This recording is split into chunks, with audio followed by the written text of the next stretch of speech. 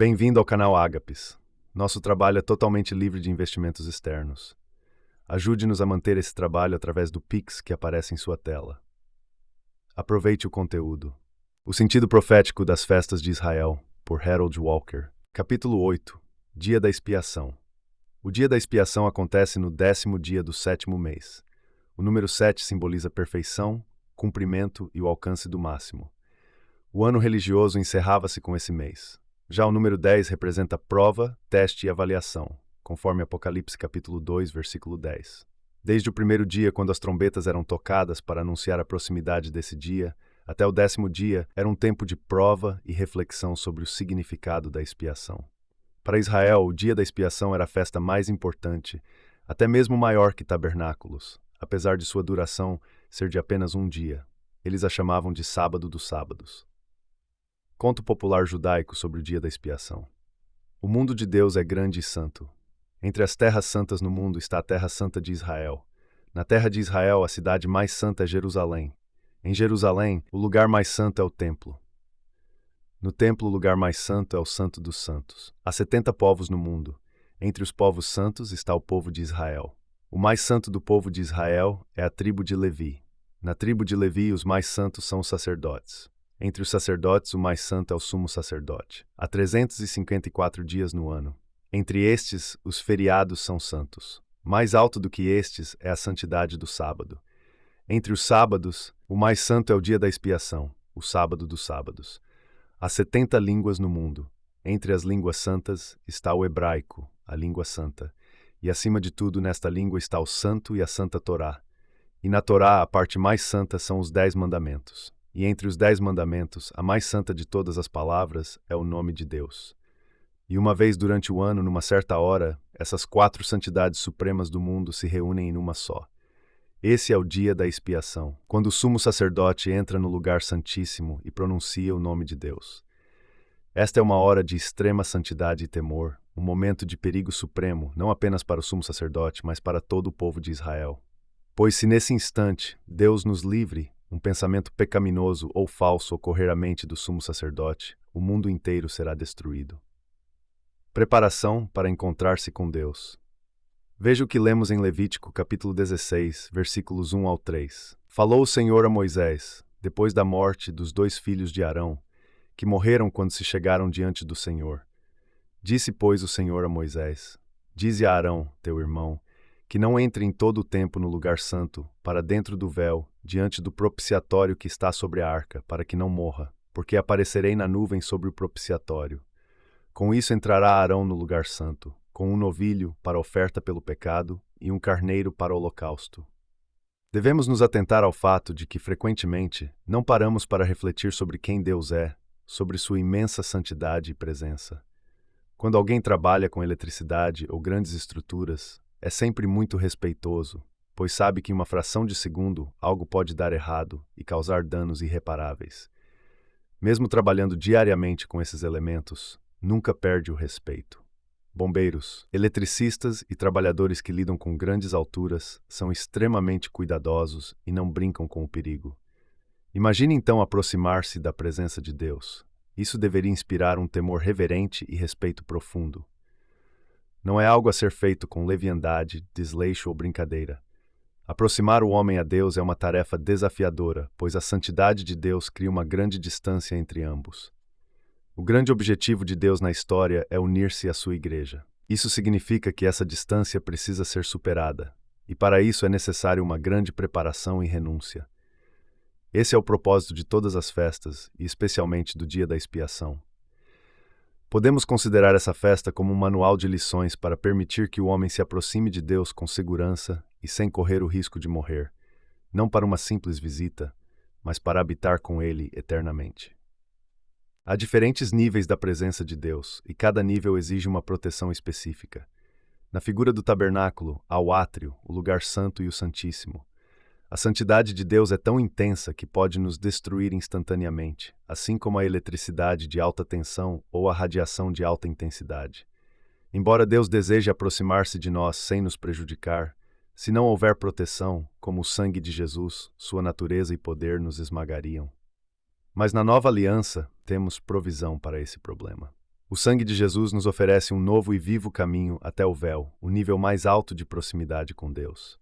Em Hebreus capítulo 10, versículos 19 e 20, lemos: Tendo, pois, irmãos, ousadia para entrarmos no Santíssimo Lugar, pelo sangue de Jesus, pelo caminho que ele nos inaugurou, caminho novo e vivo, através do véu, isto é, da sua carne. O tema central do livro de Hebreus é a nova aliança e o acesso que temos a Deus por meio de Jesus, o sumo sacerdote, que entrou uma vez por todas além do véu com um sacrifício de sangue. O sangue de Jesus é nossa proteção completa e perfeita contra qualquer perigo.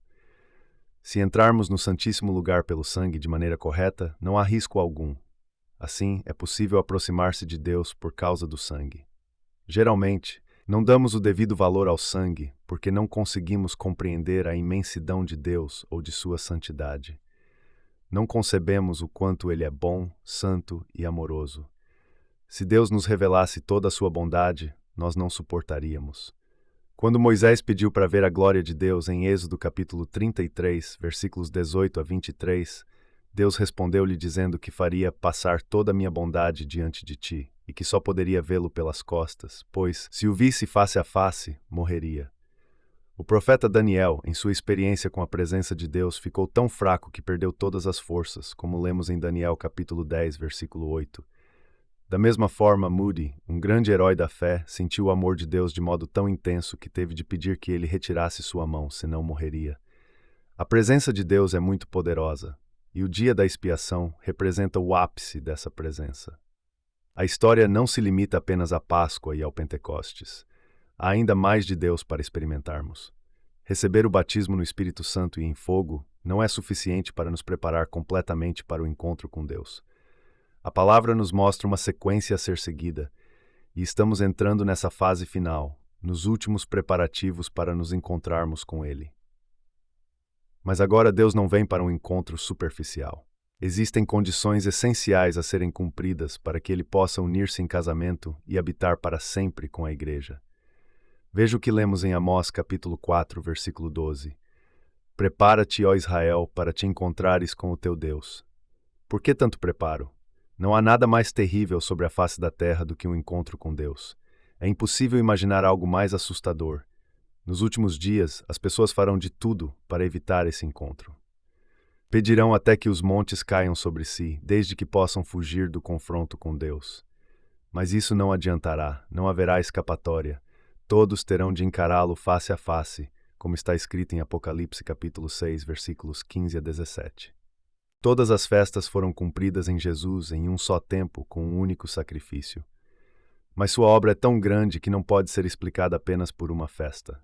Jesus é a Páscoa, é o Pentecostes, é o tabernáculo e também cada detalhe de cada momento das festas. Ele é o sangue, é o sacerdote, é o cordeiro. Tudo isso se completa em Jesus, e Jesus é tudo. Deus não teria revelado tantos detalhes sobre as festas se eles não fossem essenciais para entendermos os múltiplos aspectos de sua obra. Para compreender a essência, a complexidade e a perfeição do que Jesus fez, é necessário conhecer cada ordenança das festas, que funcionam como um manual de segurança.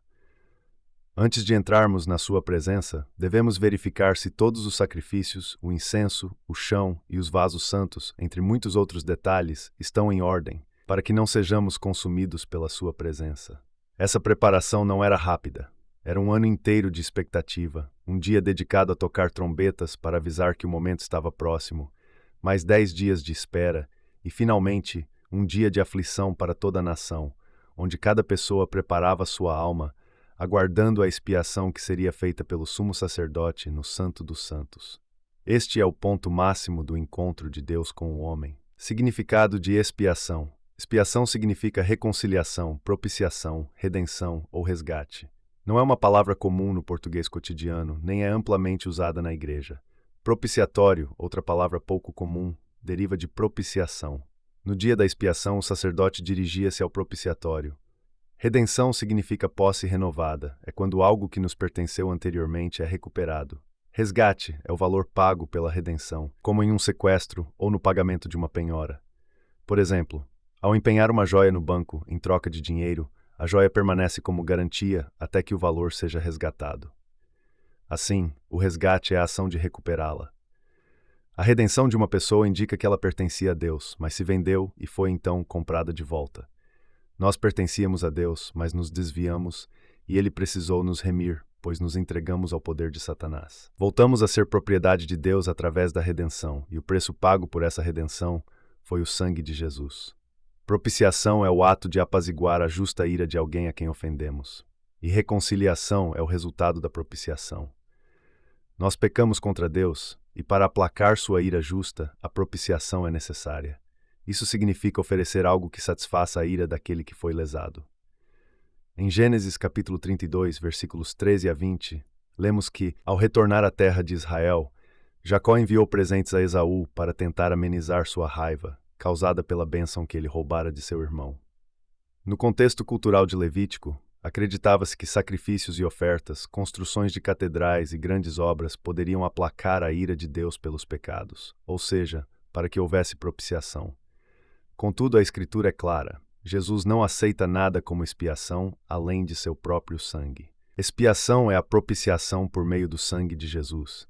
Apenas o sangue pode apaziguar a ira de Deus. Nada mais é eficaz.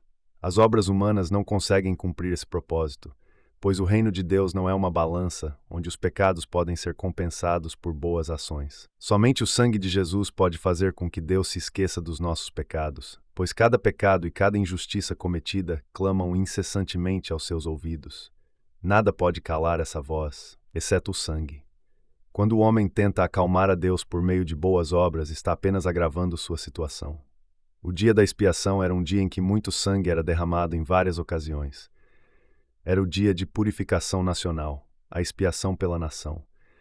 Os sacrifícios de animais oferecidos pelos pecados eram o resgate ou o preço da redenção, a propiciação para aplacar a ira de Deus e alcançar sua misericórdia. Expiação transforma a ira em misericórdia.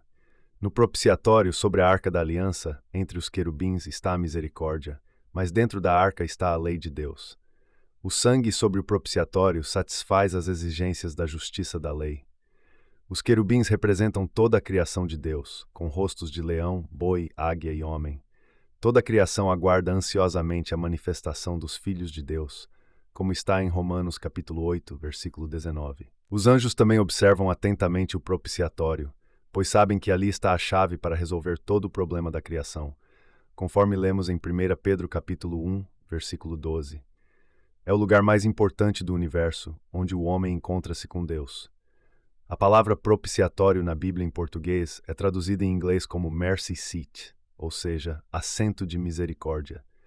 O propiciatório é o lugar onde se clama por misericórdia. Quando Arão, o sumo sacerdote, entrava e aspergia o sangue sobre o propiciatório, ele realizava expiação pelo povo, e o resultado final era a reconciliação de Israel com Deus.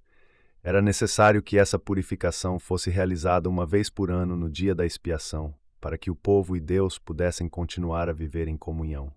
Características do dia da expiação. Levítico capítulo 16, capítulo 23, dos versículos 26 ao 32. Capítulo 25, versículos 8 e 9. Purificação total para a habitação de Deus. Em Levítico capítulo 16, versículo 4, lemos o seguinte: Vestirá ele a túnica sagrada de linho, e terá calças de linho sobre a sua carne, e cingir-se-á com o cinto de linho, e porá na cabeça a mitra de linho. Essas são as vestes sagradas. Por isso banhará o seu corpo em água, e as vestirá. Veja o que diz 1 João capítulo 3, dos versículos 1 ao 3. Vede que grande amor nos tem concedido o Pai, que fôssemos chamados filhos de Deus, e nós o somos. Por isso o mundo não nos conhece, porque não o conhece a Ele. Amados, agora somos filhos de Deus, e ainda não é manifesto o que havemos de ser. Mas sabemos que, quando Ele se manifestar, seremos semelhantes a Ele, porque assim como é, o veremos. E todo o que nele tem esta esperança, purifica-se a si mesmo, assim como Ele é puro. O verso 3 dessa passagem, em 1 João capítulo 3, deixa claro que não se pode falar em expiação sem mencionar tabernáculos, pois um existe em função do outro. Tabernáculos representa a volta de Jesus, a transformação do nosso corpo mortal em um corpo glorificado à imagem dele, o casamento de Cristo com a Igreja, a habitação permanente de Deus com o homem, o grande final. No entanto, para chegar a esse final glorioso, é necessário primeiro passar pelo dia da expiação. Quem crê em tabernáculos, crê em expiação, e purifica-se hoje para o encontro futuro com Jesus, o qual culminará todo o processo de purificação. Tabernáculo significa a habitação permanente de Deus no meio do seu povo, o objetivo eterno de Deus. Em 2 Coríntios capítulo 6, versículo 16, lemos: Neles habitarei, e entre eles andarei, e serei o seu Deus, e eles serão o meu povo. Esse é o propósito final de Deus. Mas para que isso aconteça, é preciso uma purificação total, absoluta e completa do povo de Deus. A maior tragédia da igreja hoje é acreditar que Jesus pode voltar a qualquer momento e que ela pode ser arrebatada para encontrá-lo da forma como está. Isso mina todo o propósito de Deus. Ele está vindo para a terra envolvido nesse projeto de preparar um povo especial para sua habitação. Quando ele vier, não haverá templo nem tabernáculo, pois ele será o tabernáculo. Ele será o templo. Ele é a nossa herança. Todo o plano dele visa trazer mudança para cá. É um erro pensar que ao ter Páscoa, ao ser batizado no Espírito Santo, isso seja tudo e suficiente. A mensagem é que ele vem, que ele é santo e que é fogo consumidor. E para que a igreja possa recebê-lo, ela deve passar pelo dia da expiação. O dia da expiação é um dia de limpeza total, absoluta e completa de todo o pecado, de qualquer resquício de impureza na igreja. Como Deus disse a Moisés no Monte Sinai, em Êxodo capítulo 19, versículos 10 ao 14, manda o povo se purificar para se encontrar comigo. Deus não está brincando. O dia da expiação é um evento programado por ele para tornar possível o cumprimento de tudo o que planejou. Se a igreja realmente deseja ver sua glória, ela deve tratar isso com seriedade. Se Deus está falando sobre nos dar um novo corpo e sobre o reino que está por vir, então o modo como acontecerá com a igreja hoje tem uma importância ainda maior. Um resumo de tudo isso é o seguinte: o dia da expiação é a experiência radical de purificação da igreja de toda imundícia para que Jesus possa voltar para uma igreja pura, limpa e santa. Podemos ter certeza de que esse evento programado por Deus ocorrerá, pois a igreja ainda está longe do estado que ele deseja encontrar. O dia da expiação é uma profecia máxima na agenda divina. Na simbologia, essa festa durava apenas um dia, mas seu cumprimento histórico representa uma fase na igreja que pode durar anos. Por exemplo, o Pentecostes também era uma festa de um só dia, mas seu cumprimento já dura mais de 100 anos. Diferenças entre Páscoa e expiação. Qual é a diferença entre o cordeiro oferecido na Páscoa e o bode oferecido no dia da expiação, conforme está em Levítico capítulo 16, versículos 9 e 15? Qual a diferença entre os sacrifícios normais pelos pecados oferecidos durante o ano e o grande sacrifício pela expiação?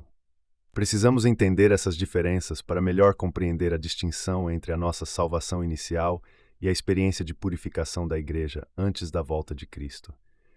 Como mencionado, todas as festas foram cumpridas em Jesus, em uma só época, de uma só vez, em um só sacrifício. Ele é o cordeiro e também o bode.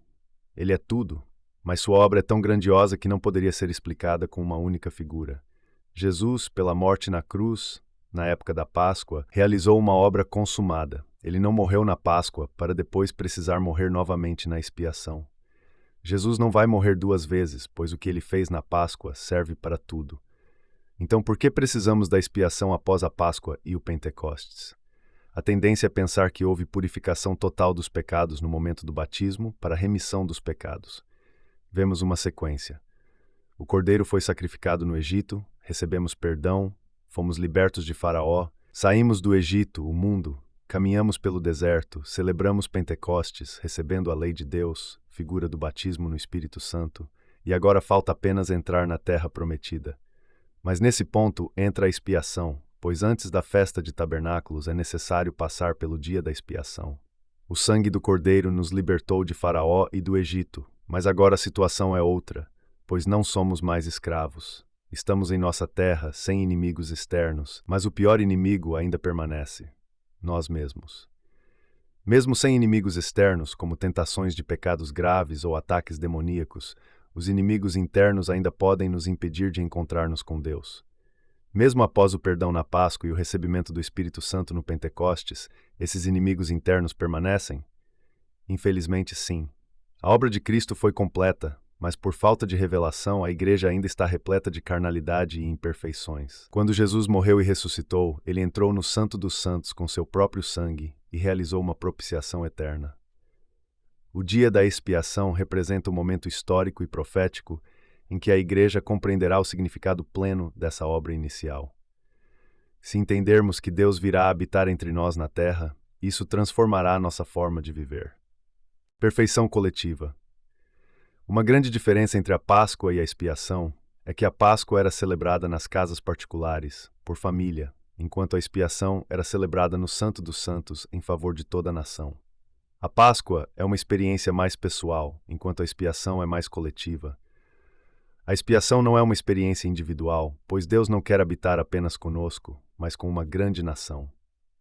Outra grande diferença é que a Páscoa representa o início do processo e a expiação é a preparação para o final. A Páscoa celebra nossa libertação do domínio de Faraó, não pelos nossos méritos, mas pelo sangue do Cordeiro que protege nossas vidas. A expiação, no entanto, fala do nosso aperfeiçoamento e santificação, permitindo que o mundo veja não apenas nossa redenção, mas nossa dedicação completa ao Senhor. É necessário ir além de um esforço individual. É impossível ser perfeito sozinho. Precisamos dos outros, pois o que me falta, os outros suprem. O que falta a eles, eu posso suprir. Unidos em um só corpo, cada membro torna-se completo, e Deus encontrará sua morada no corpo. Josué e Caleb tinham a atitude correta e poderiam ter entrado na terra prometida de imediato, mas não puderam ir sozinhos. Tiveram de permanecer no deserto por 40 anos, sofrendo junto ao povo. Crer na perfeição e na purificação da Igreja antes da volta de Cristo não adianta se estamos apenas preocupados com nosso próprio estado e ignoramos a condição da Igreja. Se estou verdadeiramente interessado no sonho de Deus de habitar na terra, a situação dos outros precisa me afetar. Fim do individualismo. Veja alguns pontos cruciais. Não é salvação individual, é uma grande nação. Não posso ser perfeito sozinho, é a perfeição do corpo. Não adianta eu estar bem e a Igreja estar mal. Não só o meu pecado, mas o de todos. Assim como o sangue leva vida a todas as partes do corpo humano, ele também levará a dor se estiver contaminado. Se uma obstrução ocorrer dentro de uma veia, uma pessoa pode morrer rapidamente, independentemente da saúde de todas as outras veias. Quando estivermos entrando no reinado da Igreja gloriosa, nas fases finais da preparação do corpo de Cristo, as doenças deixarão de ser um problema individual e passarão a ser um problema coletivo. A purificação do dia da expiação não é apenas para mim ou para minha casa, mas para a Igreja e para o mundo inteiro. Não podemos nos preocupar apenas com nossos pecados. Devemos nos preocupar com os pecados de todos. Não podemos viver em nosso próprio mundo particular. Precisamos nos preocupar com a situação geral e entender que todos estamos ligados ao destino da Igreja. Quando compreendermos isso, perceberemos que a Igreja precisa abandonar o individualismo e entrar na vida do corpo de Cristo. Com a vida em corpo vem o risco de contrair doenças, mas sem ela não há vida individual, santidade, nem Igreja gloriosa, aflição de alma e descanso. Veja o que está escrito em Levítico, capítulo 16, versículo 31. Sereis sábado de descanso solene para vós, e afligireis as vossas almas, é estatuto perpétuo. E em Levítico, capítulo 23, dos versículos 27 ao 32, lemos: Ora, o 10º dia deste 7º mês será o dia da expiação. Será sagrada convocação, e afligireis as vossas almas, e oferecereis oferta queimada ao Senhor. Mas no próprio dia da expiação, para fazer expiação por vós perante o Senhor vosso Deus, pois toda a alma que neste dia não se afligir, será extirpada do seu povo. Também toda a alma que neste dia fizer qualquer trabalho, eu a eliminarei do meio do seu povo. Não fareis nele trabalho algum, é estatuto perpétuo pelas vossas gerações, em todas as vossas habitações. Sábado de descanso solene será para vós, e afligireis as vossas almas. Desde a tarde do dia 9º do mês até a outra tarde guardareis o vosso sábado. As duas atitudes mais enfatizadas em relação ao dia da expiação são afligir a alma e não trabalhar. O povo não podia entrar no tabernáculo. Sua obrigação era ficar sem trabalhar e afligir a alma, sabendo que naquele dia o sumo sacerdote estava entrando no Santo dos Santos. Em outras palavras, eles precisavam ter consciência de que sua situação era grave diante de Deus e que não havia nada que pudessem fazer para remediá-la. Como lemos em Isaías capítulo 59, versículo 2, vossas iniquidades fazem separação entre vós e o vosso Deus, mas eles não podiam fazer nada para resolver isso. Precisavam confiar na obra que o sacerdote realizaria por eles. No dia da expiação, todo o povo deveria afligir a alma. Quem não o fizesse seria morto, e o mesmo aconteceria com quem não descansasse. Não era permitido trabalhar, nem realizar qualquer outra atividade. Isso é aflição de alma. Esse era o sábado dos sábados, o dia mais importante do ano para os judeus. O povo provavelmente jejuava nesse dia, pois não havia como afligir a alma com som e riso. O jejum, acompanhado de roupas de pano de saco e cinzas na cabeça, era um meio de afligir a alma, trazendo desconforto e um sentido de arrependimento. Embora não saibamos se esse costume era praticado especificamente no dia da expiação, ele era comum em momentos de profundo arrependimento e busca por aflição de alma. Não era um dia agradável, e Deus ordenava que não fosse. É a única festa em que Deus determina a aflição de alma. Como chamar de festa um evento em que a principal ação é afligir a alma? Creio que, quando Ezequiel capítulo 20, dos versículos 33 ao 38, diz que Deus tirará o povo de Israel dentre os povos e os levará ao deserto para entrar em juízo com eles, está falando sobre o cumprimento profético do dia da expiação.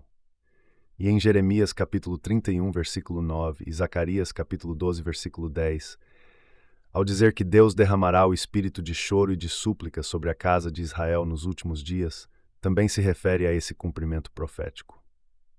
Antes da volta de Cristo, haverá uma profunda aflição de alma no meio do povo de Deus. Existe uma amargura de alma, uma ansiedade, que vem de Deus e sem a qual nada significativo ocorrerá na igreja. Essa ansiedade surge quando compreendemos que Deus está vindo e nós não estamos prontos para encontrá-lo. Se apenas combatemos o diabo e buscamos alegria e tranquilidade, é porque não entendemos a seriedade do que está para acontecer. Jesus está voltando e não estamos preparados. No Salmos capítulo 119, versículos 67 e 71, lemos: As setas da aflição me desviaram, mas agora guardo a tua palavra. Foi-me bom ter sido afligido, para que aprendesse os teus estatutos. A aflição, por pior que seja, nos aproxima de Deus. Em 1 Coríntios capítulo 11, versículo 31, Paulo afirma que se julgássemos a nós mesmos, não seríamos julgados. A aflição de alma é desagradável ao extremo, mas sua essência é a revelação do que Deus quer que sejamos junto com a percepção de quão distantes ainda estamos disso. Por exemplo, quando Esdras leu a lei na festa das trombetas, o povo chorou amargamente, como está relatado em Neemias capítulo versículos 2, 3, 8 e 9. Por quê? Porque enxergaram a grande diferença entre o que a lei dizia e o que estavam vivendo. Hoje, as pessoas conseguem ouvir a palavra de Deus sem aflição de alma, pois não compreendem que Deus deseja que vivam de forma muito além do que atualmente alcançam. Se compreendermos que Jesus está prestes a voltar e deseja casar-se com uma noiva perfeita, e se reconhecermos o quão longe a igreja está desse ideal, seremos levados à aflição de alma. A alma é afligida quando temos uma visão, uma missão, mas sabemos que não temos condições de realizá-la. Esse é o paradoxo do dia da expiação. Temos uma visão, mas ao mesmo tempo estamos impotentes para realizá-la. Ao mesmo tempo que a angústia é também uma entrega completa, um descanso. Um bom exemplo dessa situação ocorre quando o casal vai ao hospital para que a mulher dê à luz. O marido, enquanto espera, fica do lado de fora da sala de operação, andando nervosamente de um lado para o outro. Ele pode se sentir tranquilo quando sua esposa está em trabalho de parto?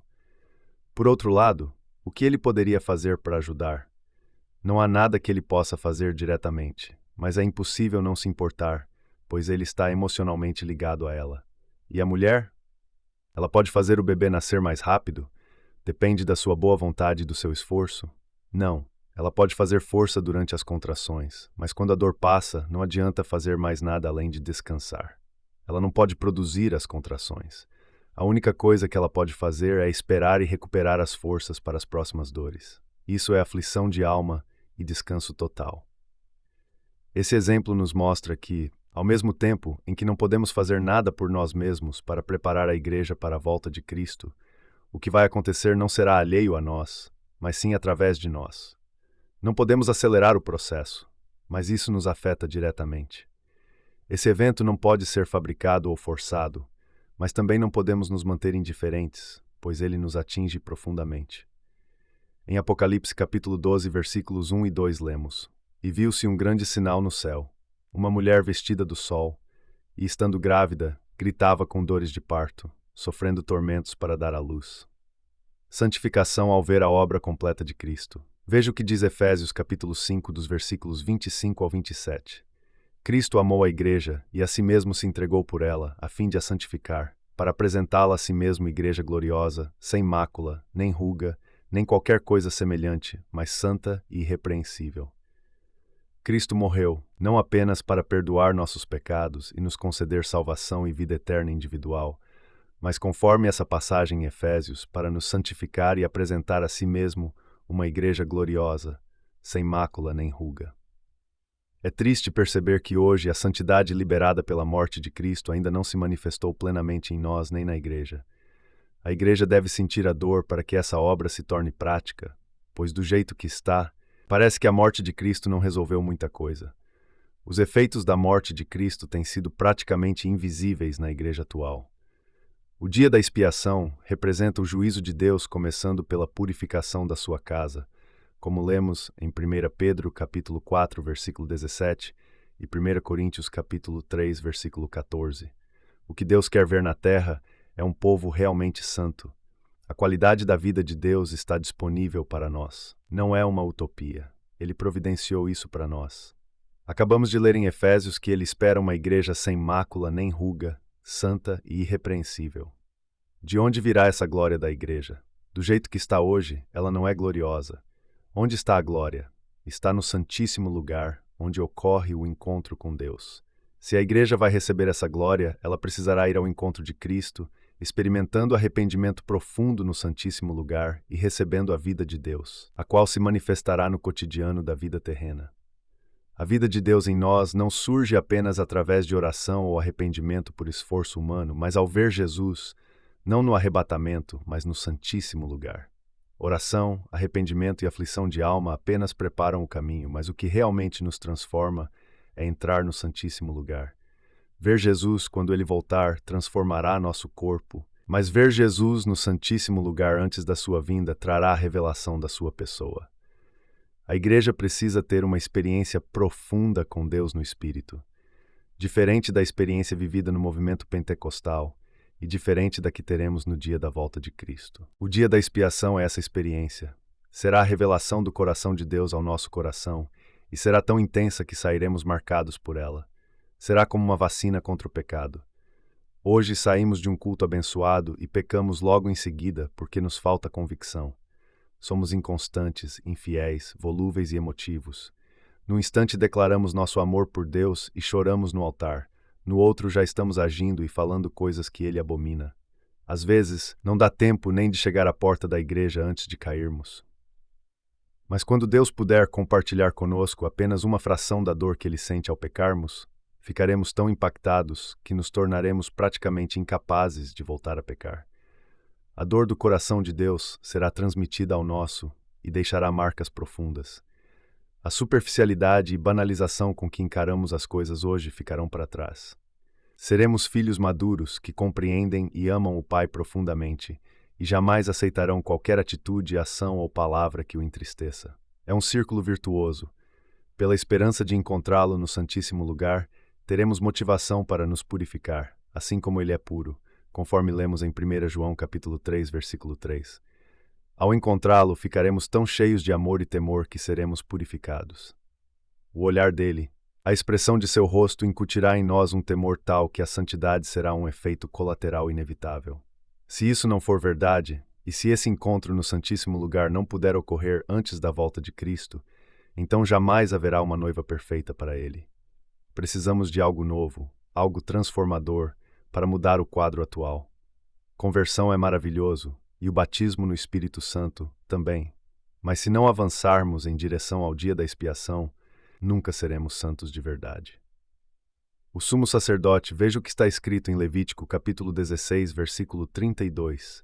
E o sacerdote que for ungido e que for sagrado para administrar o sacerdócio no lugar de seu pai, fará a expiação, havendo vestido as vestes de linho, isto é, as vestes sagradas. No versículo 17 do mesmo capítulo, lemos o seguinte: Nenhum homem estará na tenda da revelação quando Arão entrar para fazer expiação no lugar santo. até que ele saia, depois de ter feito expiação por si mesmo e pela sua casa e por toda a congregação de Israel. Em Levítico capítulo 16, versículo 14, o texto diz: Tomará o sangue do novilho e o espargirá com o dedo sobre o propiciatório ao lado oriental, e perante o propiciatório espargirá do sangue 7 vezes com o dedo. O sumo sacerdote era um descendente de Arão, especialmente ungido, que entrava sozinho no Santo dos Santos no dia da expiação. Suas características prefiguram Jesus Cristo, que cumpriu plenamente essa função. Semelhanças entre o sumo sacerdote e Jesus. O sumo sacerdote despia-se de todas as suas vestes sacerdotais antes de entrar no tabernáculo, como vemos em Levítico capítulo 16, versículos 4, 23 e 24, e em Ezequiel capítulo 44, versículos 17 a 19. Da mesma forma, Jesus precisou despir-se de seus atributos celestiais e divinos para vir à terra e fazer expiação por nós, como está escrito em Filipenses capítulo 2, versículo 7. O sumo sacerdote vestia-se somente com roupas brancas de linho, sem mancha ou sujeira, após banhar-se. Jesus, que era puro e santo, também não deixou sua justiça de lado. O sacerdote precisava entrar totalmente vestido de branco, pois qualquer mancha ou sujeira seria evidente. Assim como na sala de cirurgia, onde o branco é ideal para evitar contaminações. Depois de banhar-se e purificar-se, o sumo sacerdote levava o sangue e o aspergia 7 vezes sobre o propiciatório. O número 7 simboliza consumação, perfeição e completude, e sua repetição nas Escrituras reforça que a expiação de Jesus foi perfeita e que o fim dos tempos está próximo. Diferenças entre o sumo sacerdote e Jesus. O sumo sacerdote precisava oferecer sacrifícios por si, pelo povo e pelo tabernáculo, como lemos em Hebreus capítulo 7, versículos 26 a 28. Em contraste, Jesus, o verdadeiro sumo sacerdote, não necessitou fazer expiação por si, pois era puro. Enquanto o sumo sacerdote repetia o sacrifício ano após ano, o sacrifício de Jesus foi feito uma vez para sempre e foi perfeito. O sumo sacerdote também morria e era sucedido, mas Jesus vive eternamente e ninguém tomará seu lugar. Outro detalhe importante é que Jesus é tanto o sumo sacerdote quanto o sacrifício. Ele uniu essas funções, oferecendo-se a si mesmo de uma vez por todas como sacrifício, sendo Deus e homem ao mesmo tempo. Os 2 bodes. No livro de Levítico, capítulo 16, versículos 7 a 10, encontramos a seguinte orientação. Também tomará 2 bodes e os porá perante o Senhor à porta da tenda da revelação. E Arão lançará sorte sobre os 2 bodes, uma pelo Senhor e a outra por Azazel. Então apresentará o bode sobre o qual cair a sorte pelo Senhor, e o oferecerá como oferta pelo pecado. Mas o bode sobre que cair a sorte para Azazel será posto vivo perante o Senhor, para fazer expiação com ele, a fim de enviá-lo ao deserto para Azazel. O primeiro bode que era sacrificado representava a purificação e o perdão dos pecados do povo. O sangue dele era aspergido sobre o propiciatório para expiar as transgressões. O segundo bode, o bode emissário para Azazel, recebia a confissão dos pecados do povo e era enviado ao deserto, simbolizando o afastamento definitivo das iniquidades. É desse ritual que surge a expressão bode expiatório. Veja o que está escrito em 1 João capítulo 1, versículo 9. Se confessarmos os nossos pecados, ele é fiel e justo para nos perdoar os pecados e nos purificar de toda injustiça. No Salmo 103, versículo 12, lemos: Quanto o Oriente está longe do Ocidente, tanto tem ele afastado de nós as nossas transgressões. Em Miqueias capítulo 7, versículo 19, disse: Tomará a iniquidade e lhe dará pisadas pés às nossas iniquidades. Tu lançarás todos os nossos pecados nas profundezas do mar, além do véu. Em Levítico capítulo 16, versículo 15, lemos: Depois imolará o bode da oferta pelo pecado, que é pelo povo, e trará o sangue do bode para dentro do véu, e fará com ele como fez com o sangue do novilho, espargindo-o sobre o propiciatório, e perante o propiciatório. Mais cedo, no versículo 2 do mesmo capítulo, Deus diz a Moisés: Dize a Arão, teu irmão, que não entre em todo o tempo no lugar santo, para dentro do véu, diante do propiciatório que está sobre a arca, para que não morra. Porque aparecerei na nuvem sobre o propiciatório. No livro de Hebreus, capítulo 9, versículos 6 a 8, o autor escreve: Ora, estando estas coisas assim preparadas, entram continuamente na primeira tenda os sacerdotes, celebrando os serviços sagrados. Mas no segundo, só o sumo sacerdote, uma vez por ano não sem sangue, dando o Espírito Santo a entender com isso que o caminho do santuário não está descoberto enquanto subsiste a primeira tenda. No Evangelho de Mateus, capítulo 27, versículos 50 e 51, é dito: De novo bradou Jesus com grande voz e entregou o Espírito. E eis que o véu do santuário se rasgou em dois, de alto a baixo. O livro de Hebreus, capítulo 9, versículos 11 a 12, afirma: Mas Cristo entrou uma vez por todas no santo lugar, havendo obtido uma eterna redenção. E nos versículos 24 a 26, pois Cristo não entrou num santuário feito por mãos, figura do verdadeiro, mas no próprio céu, para agora comparecer por nós perante a face de Deus.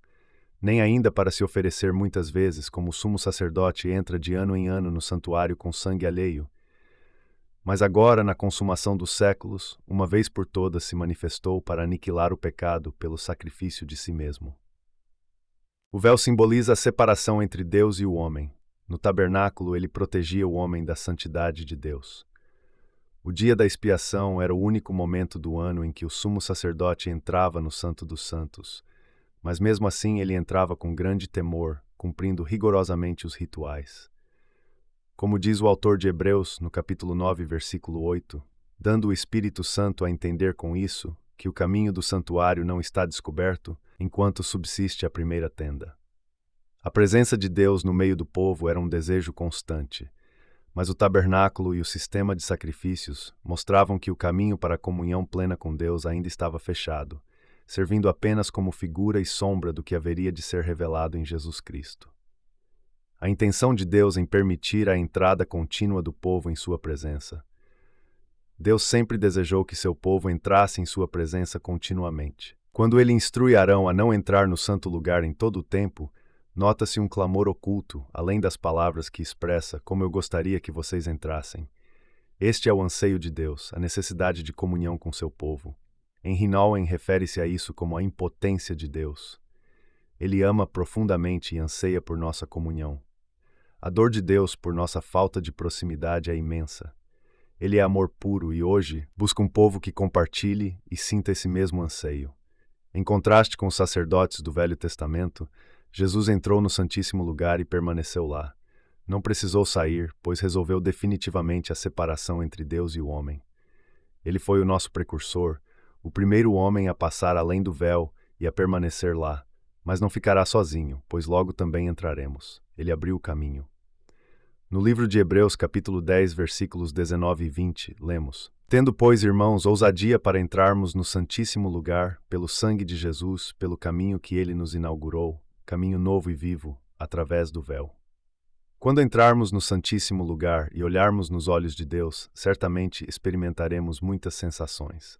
Aqui destaco apenas duas. Primeira sensação: o sofrimento de Deus pelos nossos pecados. Ao sentirmos o sofrimento de Deus por causa dos nossos pecados, será impossível tolerá-los em nossas vidas. Não será necessário esforço, simplesmente não suportaremos o pecado ao perceber a imensa dor que causa a Deus. Continuamos pecando porque não compreendemos o que está realmente acontecendo. É como Moisés no Monte Sinai, que não entendia plenamente a ira de Deus contra o povo, pois não estava vendo com os olhos de Deus a abominação do povo. No entanto, quando desceu e presenciou o que ocorria, ficou tão irado quanto Deus, a ponto de quebrar as tábuas da lei que carregava. Ao enxergarmos as coisas como Deus as vê, nossa perspectiva muda radicalmente. Pecamos porque não sentimos o que Deus sente. Haverá uma revelação do coração de Deus que nos transformará em pessoas que detestam o pecado. Entrar no Santíssimo Lugar pode produzir esse sentimento em nós. Isso mudará a história da Igreja. Esse acesso está disponível desde a morte de Jesus na cruz, mas ainda não ocorre plenamente na Igreja porque não cremos. A nova aliança já existe, basta crer. Crer em quê? Na palavra. Em que palavra? Na palavra de alguém que esteve lá no Santíssimo Lugar. Quando houver um povo que entra no Santíssimo Lugar e tem o mesmo coração de Deus, esse povo conduzirá outros para essa mesma experiência com Deus. Não haverá necessidade de leis ou regras para disciplinar, pois haverá temor, adoração, quebrantamento e uma consciência do perigo. A igreja será um local reverenciado. Pessoas terão receio de entrar, pois brincar com Deus certamente trará consequências. Haverá curas, libertações e grande temor. A obra de Cristo não será mais banalizada pela igreja. Podemos não alcançar isso hoje, mas é promessa de Deus. Entre Pentecostes e Tabernáculos, ele prometeu que haveria o dia da expiação. Segunda sensação, o sonho e o desejo de Deus. Ao passar além do véu, perceberemos o sonho de Deus, seu desejo e seu plano eterno. Teremos uma visão clara, vivendo o sonho de Deus para a terra com uma intensidade incomparável ao que vemos hoje. Passar além do véu significa ter uma comunhão profunda com Deus, de tal forma que absorvemos seus pensamentos e desejos. Começamos a encarnar seus sonhos e aspirações, não apenas seu sofrimento, mas também seus planos e anseios. Os profetas experimentaram isso de maneira tão intensa que nada mais era importante em suas vidas. Eles choravam pelo povo de Deus, manifestavam a ira e o clamor de Deus e proclamavam seus planos e propósitos. Há ainda duas passagens em Hebreus que falam sobre a entrada de Jesus além do véu. Hebreus capítulo 4, versículos 14 a 16 e Hebreus capítulo 6, versículo 19. O incensário. Em Levítico capítulo 16, versículos 12 e 13, lemos: Então tomará um incensário cheio de brasas de fogo de sobre o altar, diante do Senhor, e 2 punhados de perfume aromático bem moído, e os trará para dentro do véu, e porá o incenso sobre o fogo perante o Senhor, a fim de que a nuvem do incenso cubra o propiciatório que está sobre o testemunho, para que não morra. Um dos atos principais além do véu era, além de levar o sangue, o sacerdote levava o incensário, colocava brasas do altar e lançava incenso sobre elas, criando uma densa fumaça ao entrar. O incensário representa a oração dos santos e as intercessões, conforme descrito em Apocalipse, capítulo 5, versículo 8. O dia da expiação será um momento em que a igreja orará como nunca antes. Desde que Jesus entrou além do véu, ele nunca cessou de orar, pois intercede continuamente por nós diante do trono de Deus, como lemos em Romanos capítulo 8, versículo 34 e Hebreus capítulo 7, versículo 25. O propósito principal do sacerdote, entrar no Santo dos Santos, era para que a fumaça do incenso subisse perante Deus. Sem essa fumaça, havia risco de morte. Só é possível entrar com base na intercessão e nas orações. A sala do trono é um lugar de adoração constante, como descrito em Apocalipse capítulo 4, versículo 8. Apocalipse capítulo 8, versículos 1 a 5 não menciona diretamente o dia da expiação, mas oferece uma descrição maravilhosa dessa cena e da importância do incenso diante do trono. O jubileu em Levítico capítulo 25, versículos 9 e 10, lemos: Então no 10º dia do 7º mês, farei soar fortemente a trombeta. No dia da expiação farei soar a trombeta por toda a vossa terra. E santificareis o ano 50º, e apregoareis liberdade na terra a todos os seus habitantes. Ano de jubileu será para vós. Tornareis cada um a sua possessão, e cada um a sua família. É importante lembrar que o ano do jubileu era anunciado no dia da expiação, a cada 50 anos. A expiação era uma celebração anual, mas o ano do jubileu era proclamado especificamente no 50º ano, no dia da expiação. Com a purificação dos pecados, expiação, vem a libertação e a alegria do jubileu.